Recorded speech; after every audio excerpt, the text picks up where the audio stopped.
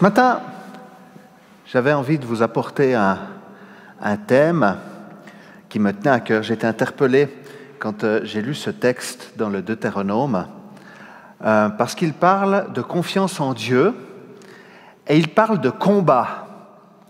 Je pourrais demander qui a des combats ou qui n'a jamais passé par des combats.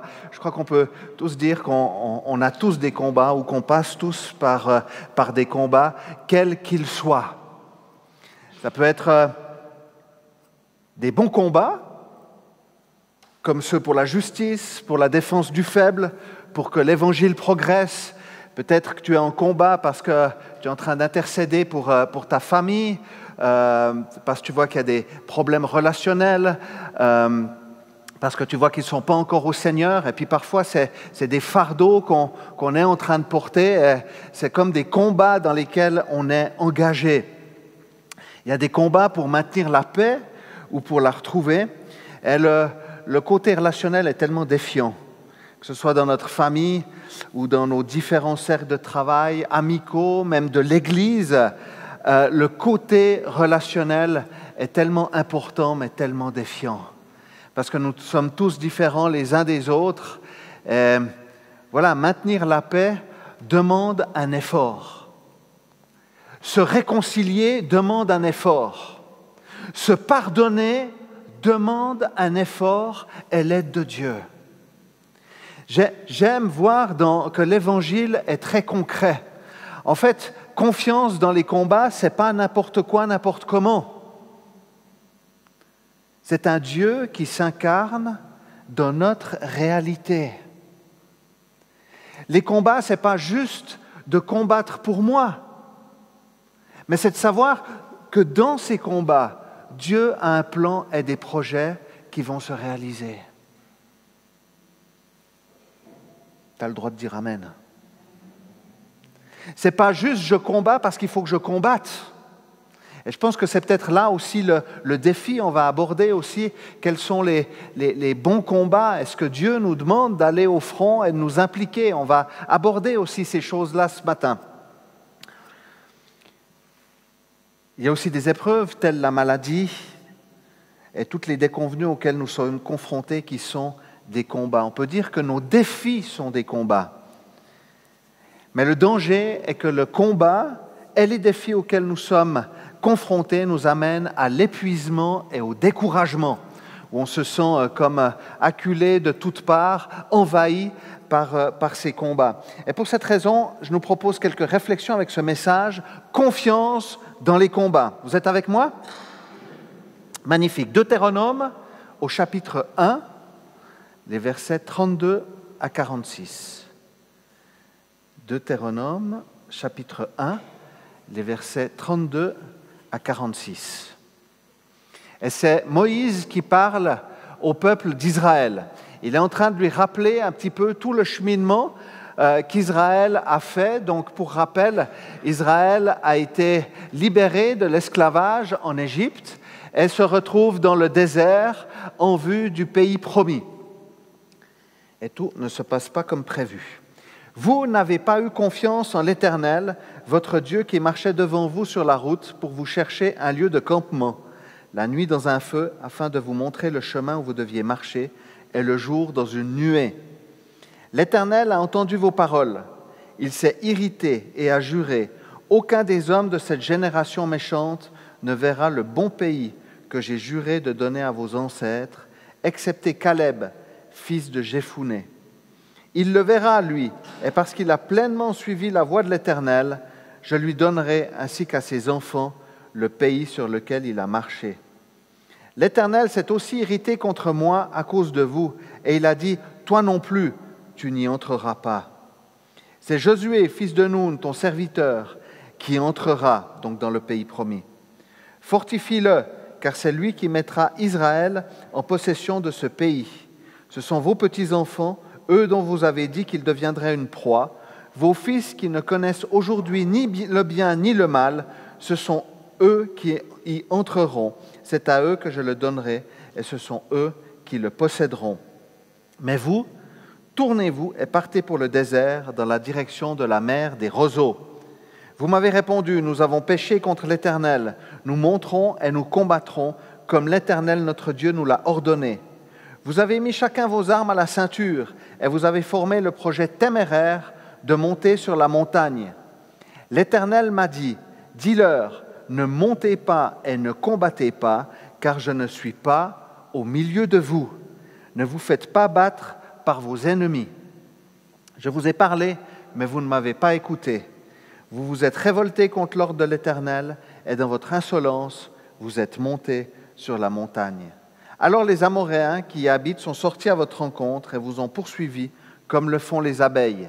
Ils vous ont battus en Séhir et vous ont poursuivis jusqu'à Horma. À votre tour, vous avez pleuré devant l'Éternel, mais l'Éternel n'a pas écouté votre voix. Il ne vous a pas prêté l'oreille. Vous êtes restés à Kadès. Vous y avez séjourné longtemps.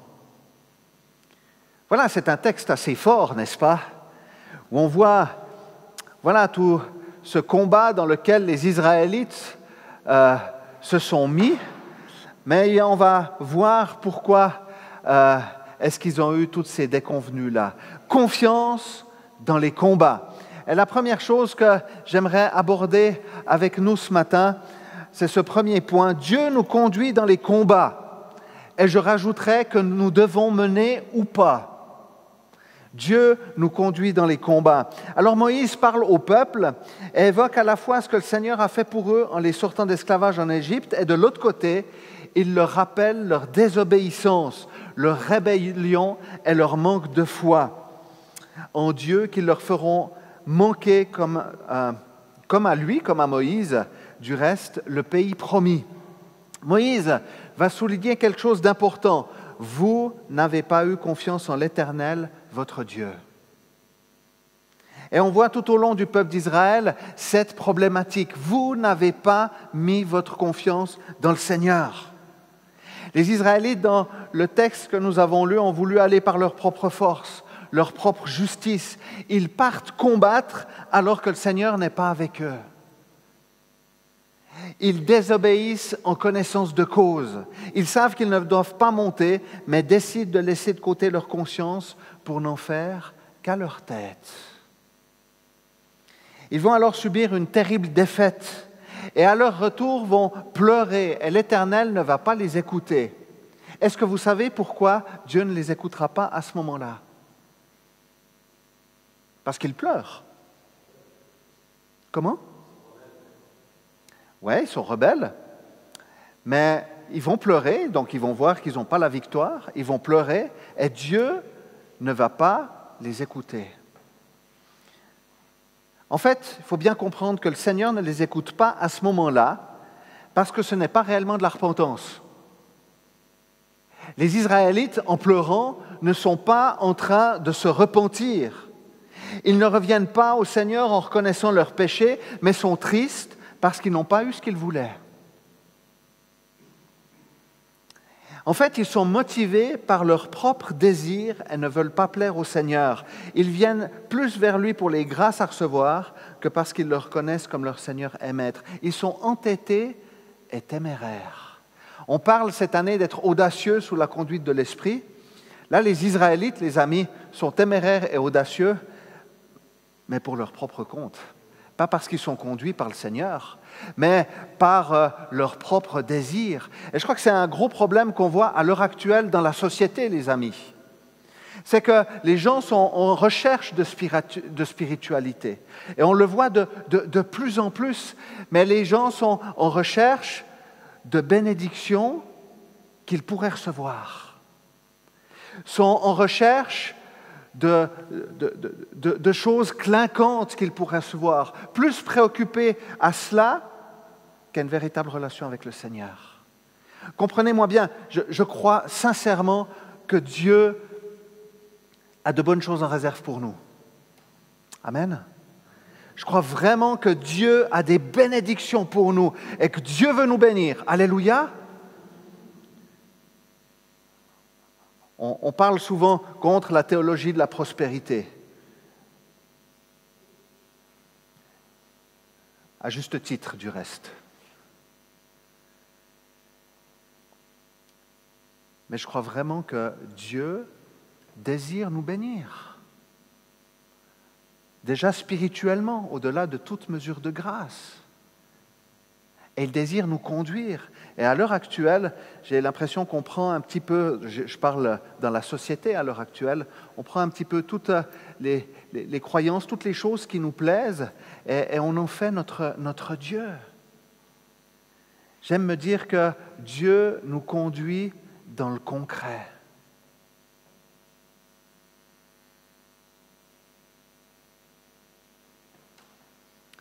En fait, les Israélites vont orienter leur propre combat en fonction de leurs propres désirs. À la place de se confier dans le Seigneur et d'être à l'écoute dans les combats dans lesquels ils doivent s'engager ou non. Et on peut voir combien de combats ont été menés au nom du Seigneur et qui étaient plus pour nourrir les ambitions orgueilleuses de ceux qui les menaient que parce qu'ils étaient inspirés par Dieu et pour la gloire de son nom. C'est facile de dire je pars au combat au nom du Seigneur, mais est-ce que le Seigneur marche réellement devant toi et combat pour toi? Je crois qu'il faut faire attention aussi dans dans les combats dans lesquels nous nous engageons.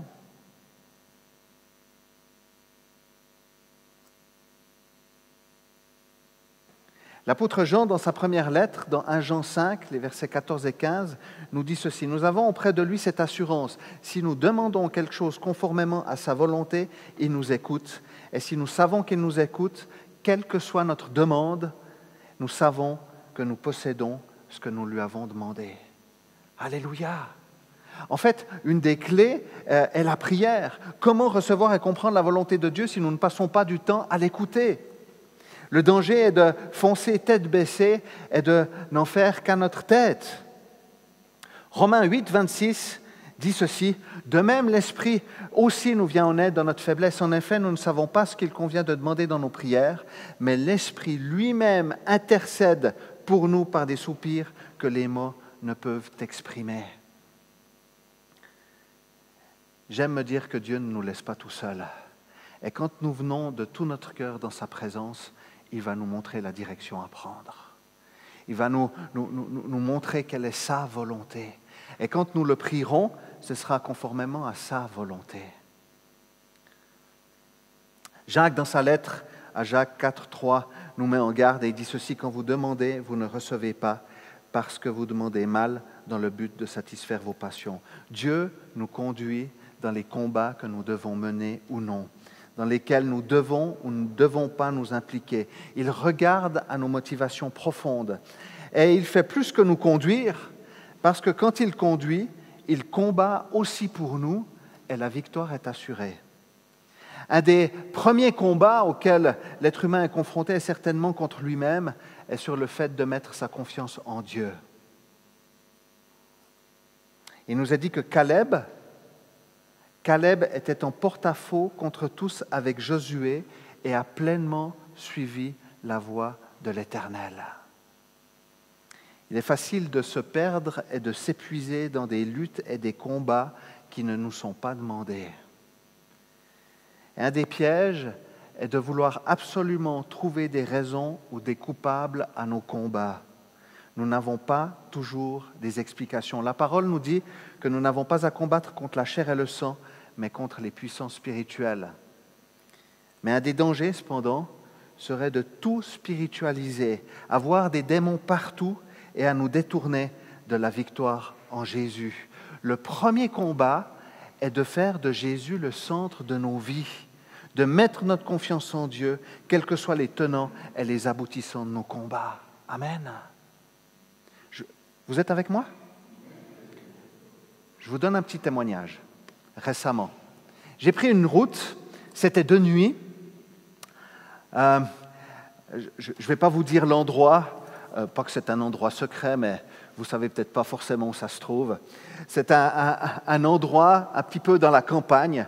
Alors vous avez une forêt de chaque côté de la route, et puis vous avez même des caméras. Alors on se dit, au départ, quand on passe sur cette route, on se dit, c'est quoi ces caméras? En fait, c'est des caméras qui sont là pour focaliser les yeux des animaux dans la nuit parce que je peux vous dire que c'est la jungle. C'est une route en Suisse romande, hein, et il y a des animaux qui sont mais de tous les côtés de la route. Et puis, j'ai fait un saut dans ma voiture. Vous ne pouvez pas vous rendre compte comment.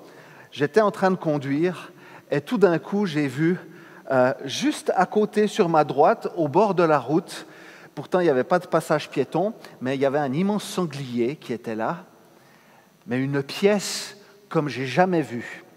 Et je peux vous dire qu'à ce moment-là, je n'ai pas pensé à un cuisseau de sanglier que je pourrais me faire à la maison. J'ai plutôt pensé à mon pare-choc. Et j'ai continué la route et tout d'un coup, j'ai un renard qui, sans crier gare, est passé, mais à toute besingue sur la route.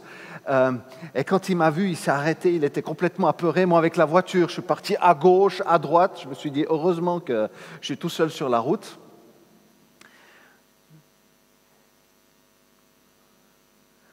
Tout ça pour dire que si je m'étais focalisé sur le sanglier ou sur le renard, je les aurais percutés.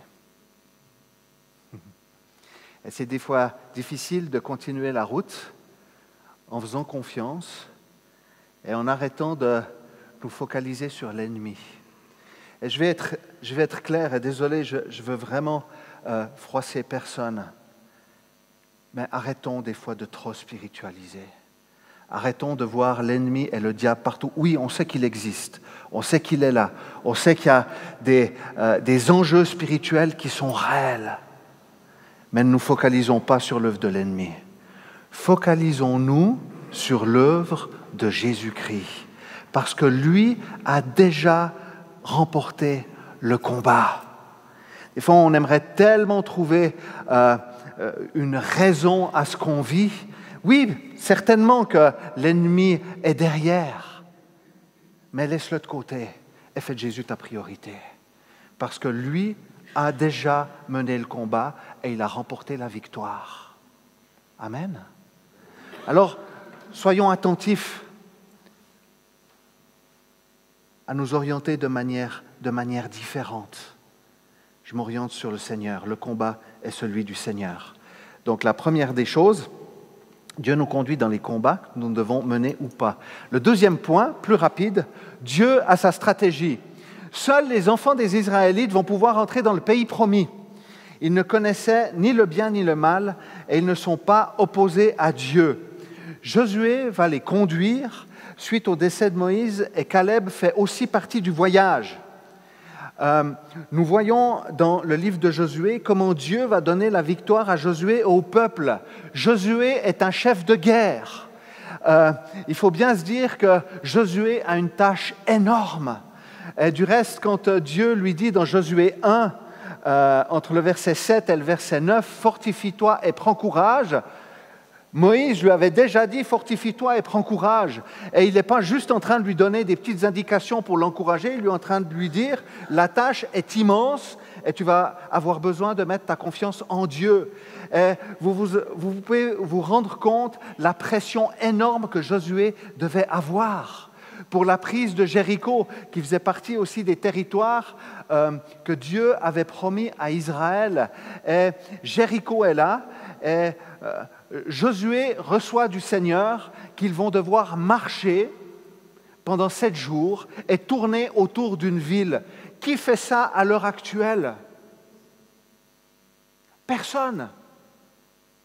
Personne ne tourne autour d'une ville en montant les bannières, en soufflant dans de la trompette pour que les murailles tombent. Et on voit que la stratégie de Dieu est très claire et très simple. Il est en train, en fait, de mettre à l'épreuve le peuple sur sa confiance en lui.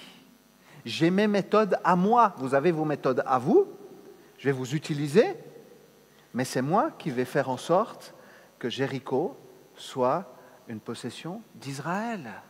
Alors les Israélites vont prendre leurs épées simplement et ils vont marcher, même en silence au départ, autour de la ville, faire 1 tour, 2 tours. Ensuite, à la fin des 7 jours, vont faire 7 tours autour des murailles, souffler dans les trompettes, lever les épées et les murailles vont s'écrouler. Dieu a sa stratégie et ses moyens hors du commun et surnaturels. Et je dirais que Dieu agit dans le concret. Je vous raconte cette histoire.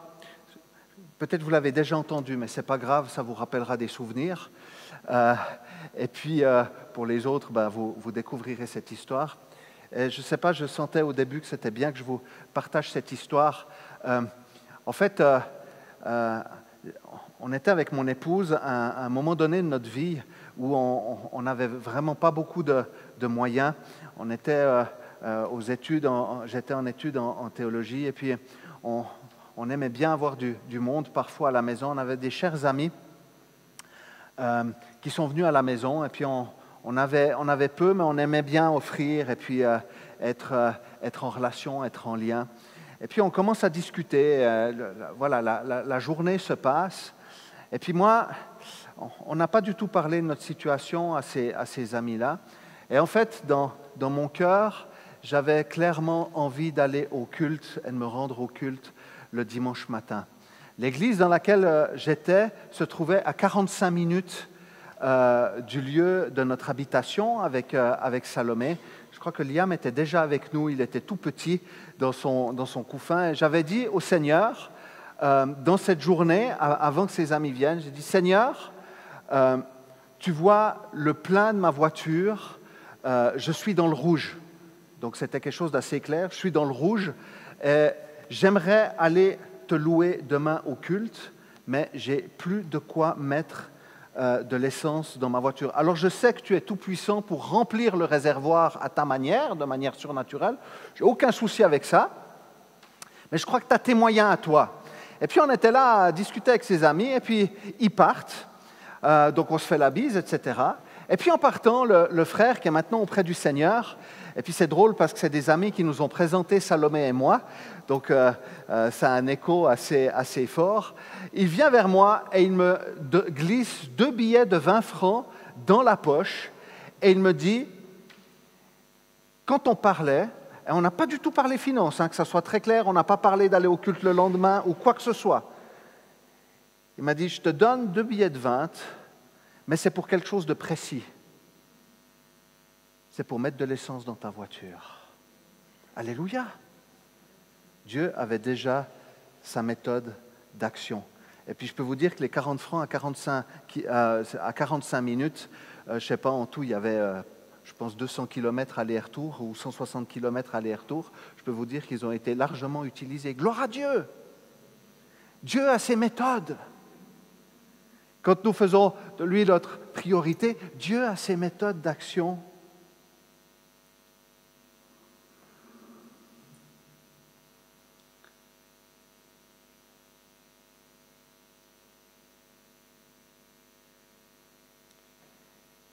Jésus nous interpelle dans l'évangile de Matthieu, au chapitre 11, les versets 28 à 30. « Venez à moi, vous tous qui êtes fatigués et courbés sous un fardeau, et je vous donnerai du repos. Acceptez mes exigences et laissez-vous instruire par moi, car je suis doux et humble de cœur, et vous trouverez le repos pour votre âme. En effet, mes exigences sont bonnes et mon fardeau léger. » Alors il arrive que nous nous épuisions dans des combats, que nous soyons découragés, sans force, sans motivation, avec une espérance réduite ou une existence, que nous ne voyons plus le sens de continuer à nous battre. Et Seigneur nous dit cette parole, « Venez à moi, vous tous qui êtes fatigués et chargés, et je vous reposerai. » En fait, le terme qui est mis comme ça en grec, « je vous reposerai ». C'est intéressant de voir qu'en fait, Dieu va donner le repos par rapport au travail auquel l'homme se livre pour satisfaire aux exigences de sa conscience et de la loi qui l'accuse. Et on peut se poser la question, le fardeau que le Seigneur nous donne est doux et léger, et sa conséquence est que nous trouvons le repos. Ce qui est lourd et épuisant, vient-il vraiment du Seigneur dans les combats que nous menons? Ou alors on peut se poser la question sous un autre angle. Si mes combats sont épuisants ou j'en peux plus du tout, écrasants, est-ce que ma manière de considérer ce combat est juste face à Dieu? Comprenez-moi bien, la vie est de toute façon difficile, mais je crois que le Seigneur peut nous soulager et nous donner le repos dont nous avons besoin dans nos propres combats.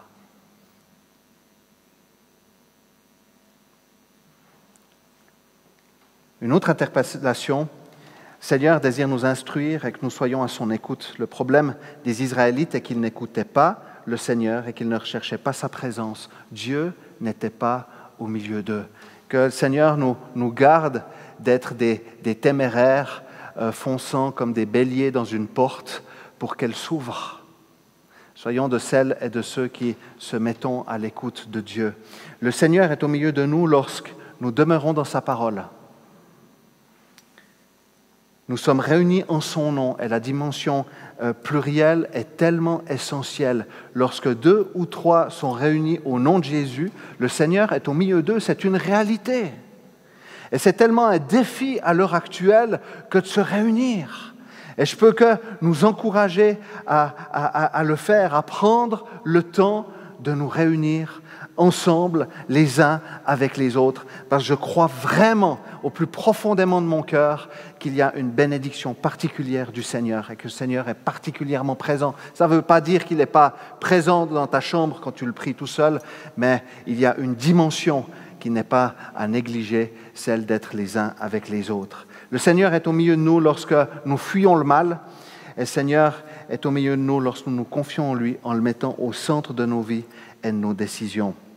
Alors s'interroger sur ce qui nous pèse et réorienter notre façon d'aborder les combats est salutaire, est nécessaire. Être toujours épuisé et lessivé est une bonne indication pour remettre les bonnes priorités de notre investissement et nous mettre à l'écoute de Dieu. Il est compliqué de faire face aux défis et combats lorsque nous n'avons plus de force. Le combat que nous menons est-il vraiment du Seigneur ?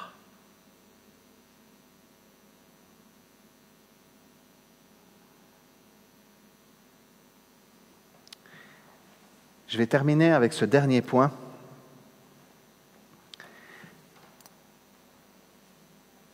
Dieu a sa stratégie. Et ce troisième point, la récompense de la confiance. Caleb et Josué étaient seuls contre tous dans leur confiance en Dieu. Vous savez, ils sont allés voir à un moment donné, c'était les 12 espions, ils sont partis en Canaan pour voir le pays promis. Et tout le monde est rentré découragé, sauf Josué et Caleb qui avaient confiance dans les promesses du Seigneur. Et en fait, ils se sont opposés contre tous. Ils étaient 2 contre 10, face à l'ampleur de la tâche. Dieu leur avait promis, ils avaient confiance. Dans Josué 14, 7 à 10, nous lisons ceci.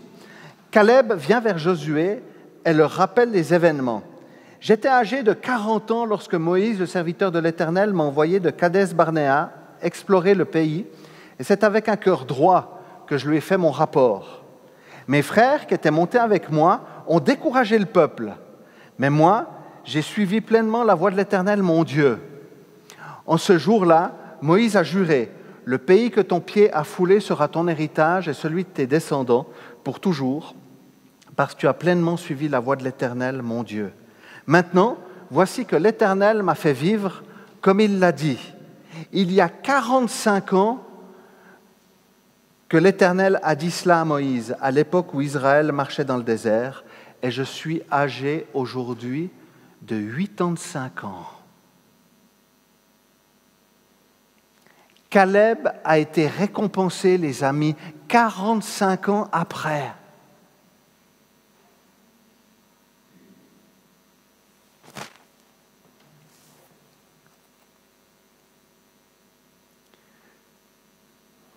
Je trouve que c'est un casse-tête à l'heure actuelle, les microdata. Vous savez ce que c'est, les microdata ? C'est la date de péremption sur les aliments, voilà, sur les emballages alimentaires. À chaque fois, vous allez à je ne vais pas citer de grandes marques parce qu'après on va me dire que je fais de la pub, mais quand vous allez, vous prenez les salades, vous êtes en train de regarder, des fois vous vous dites je prends celle de derrière, comme ça on est sûr que la promesse de fraîcheur va durer encore plus longtemps. Normalement il ne faudrait pas faire ça, écologiquement parlant, il faudrait toujours prendre celui de devant. Mais si on se dépêche pas, de toute façon, il n'y a plus de salade. Enfin bref, je ne vais pas vous raconter toute ma vie, mais c'est vrai que c'est un casse-tête, ces délais de date. Je suis content de voir que mes yogourts, et si jamais c'est un petit truc, consommation, je fais 10 secondes consommation ce matin, un yogourt, s'il n'est pas bombé, vous pouvez le manger. Hein.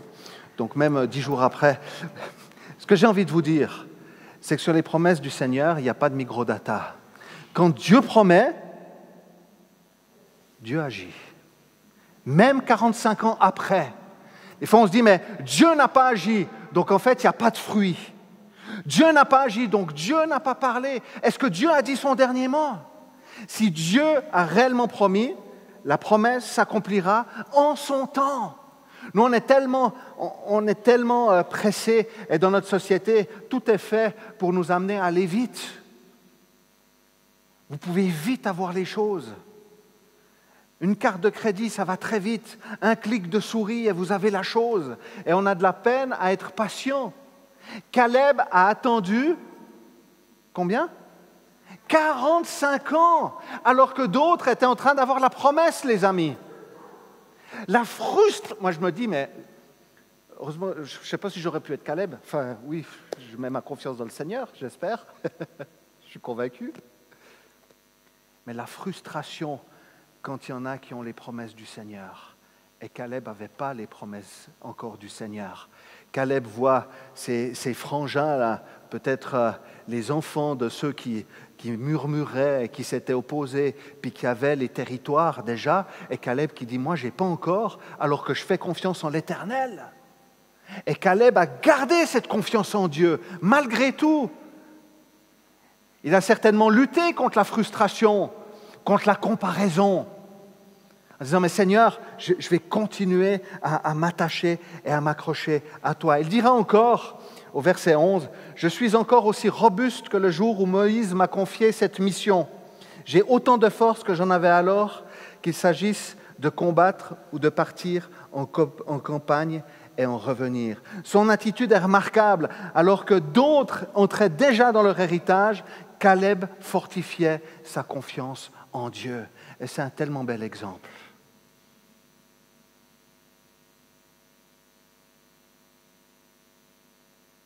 C'est un tellement bel exemple pour toutes les situations de nos vies. Quand on voit à côté des personnes qui ne connaissaient pas le Seigneur et puis qui viennent au Seigneur, puis se dire, mais moi je prie pour ma famille depuis tant d'années, j'aimerais tellement que ça se passe. Qui a dit que ça ne se passerait jamais? On peut le mettre aussi dans le contexte de l'Église. On aimerait tellement avoir plus d'impact. On regarde toujours à côté, dans les communautés à côté. Si Dieu a promis, Dieu fera en son temps, parce qu'il fait toutes choses belles en son temps. Notre mission et notre combat, c'est de rester attachés au Seigneur. Ne pas voir la victoire d'un combat et d'une promesse maintenant ne veut pas dire qu'elle ne viendra jamais.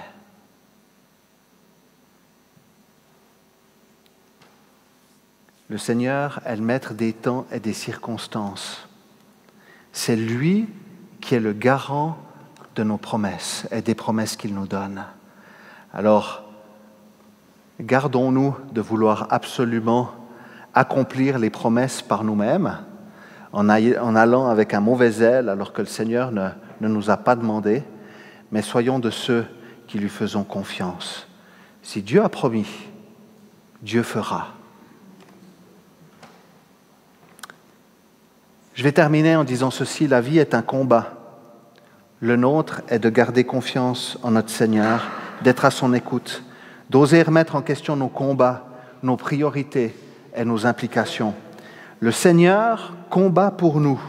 Son fardeau est doux et léger, et ses promesses s'accomplissent toujours. Amen.